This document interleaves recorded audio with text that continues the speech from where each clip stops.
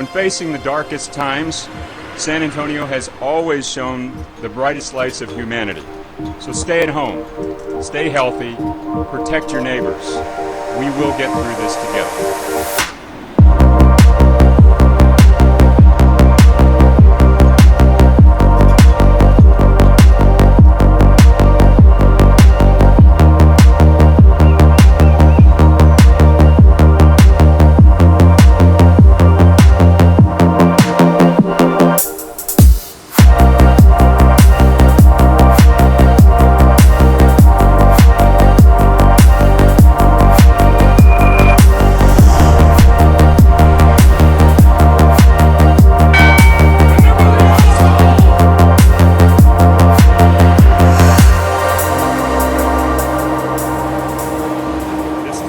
That our city of San Antonio needs us the most, and we will get through this together.